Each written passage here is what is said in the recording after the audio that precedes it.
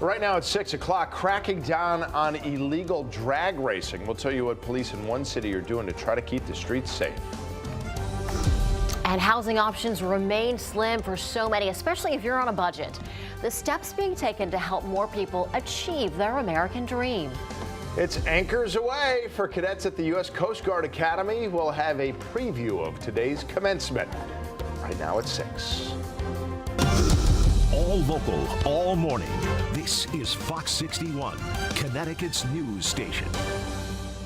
Good morning. First at 6 for you. We are in for a roller coaster, a ride of temperatures. Yep. Get ready. Thanks for joining us here on Fox 61 America Areas. And I'm Tim Lammers. Right, we went from the hottest day of the week now to the coolest. Meteorologist Matt Scott joins us with the forecast. Granted, not exactly chilly out there at the moment, Matt, but No, we're not feels getting good. that much warmer. Yeah, there's nothing to see for a big growth in numbers today. So we say welcome back, spring. This leads to a clear and a chilled night. It's a frosty night. We'll talk about frost advisories coming up, and still pretty dry into 7 day. First things first, still have a red flag warning in effect for the state for today. We are talking about still breezy conditions and tinder dry weather out there. The humidity practically non-existent. There's non-existent stuff on the radar as well. We are clear, although we won't be warming up as much, even though we're starting pretty mildly. 52 in Hartford, 57 in New Haven, 59 in Groton. We're down to the upper 40s in the Litchfield Hills. The winds, they're still kicking around. They're out in the north now, 5 to 17 miles an hour. So that will take a little bit of a bite off of these numbers as we get to our lucky 61.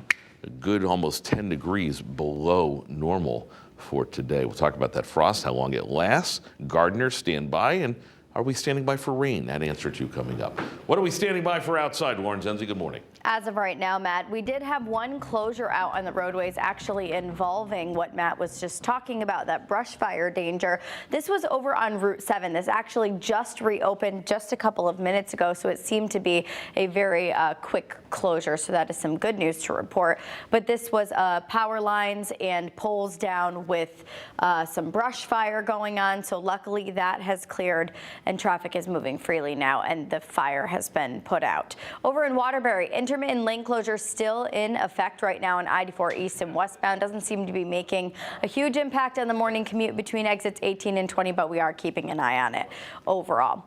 In and around the capital city, 91, 84, Route 2, all looking good. Taking a live look out at exit 33, otherwise known as Jennings Road. It looks absolutely beautiful out here in the capital city. Things are looking good. And then let's end things down in Fairfield County. We are starting to see that heavier volume build on the southbound side of I-95. You will definitely be tapping the brakes. We'll check back in on the roads coming up at 6:30. Tim and Erica, back over to you. Lauren, thanks so much. Well, today state leaders are going to talk about measures being taken to bring affordable housing options here to Connecticut. Fox 61's Brooke Griffin is live in Newington, where affordable housing is expected to be built. Brooke. Good morning to you both. The construction site behind me is expected to eventually be an apartment complex. And these apartments here will be expected to meet the state's affordable housing requirements, unlike many of the new apartment complexes that have gone up across the state recently. Now, right now, many of the Connecticut apartment renters are paying at least $150 more per month for a one-bedroom apartment compared to the national average. Now, to help tackle that issue, it's state law that all Connecticut cities are required to make 10% of their overall housing options what is considered affordable. And right now, Newington is below that number, but city leaders say they're working on fixing that by partnering with state leaders like Governor Ned Lamont and the State Housing Commissioner. They say they're working together to take a harder look at what can be done to get an affordable roof over people's heads. Now, today we are expected to hear from those state leaders. They're going to announce today the timeline of this 108-unit apartment complex, when it's expected to be done, and how many of those units are expected to be affordable. This is a pretty big deal for Newington and for those who are looking to get somewhere affordable that they can live. Live in Newington, Brooke Griffin, Fox 61, Connecticut's news station. All right, Brooke, thanks so much. Well, happening later this morning, a South Windsor High School student is expected to appear in court accused of calling in a bomb threat to his school. It happened last month. Police say 18-year-old Tamir Skyers turned himself in, and he was charged with calling in that threat. Investigators say they were able to link a phone number used to call the threat. Skyers has been out on a $75,000 bond. There's a court date today for a man accused of being part of what police called a street takeover. Back in March, they said there were over 200 cars speeding around Simsbury. In fact, we got some police dash cam video from that night. Well, police said Tyler Bingham was one of those people and that he refused to pull over for officers. They said he was swerving across the road and at one point even revved his engine and sped off. Bingham is facing several charges, including engaging police in pursuit and reckless driving. Those street takeovers and illegal drag racing, they've been problems in a lot of cities and towns in Connecticut. Yeah, they really have. And today in New Haven, Mayor Justin Elicker and the city's police chief are going to highlight new infrastructure improvements and law enforcement technology designed to crack down on that issue. Now, Fox 61's Angelo Bavaro is live in New Haven with the details. Good morning. Tim, Erica, good morning. And a news conference is scheduled for later this afternoon where we will get more details about these plans. That news conference scheduled to take place right here. Take a look. This is Sergeant Drive right by the mobile gas station. And the reason for that is because this is the site where one person died and several others were hurt last year in what police say was a drag racing incident.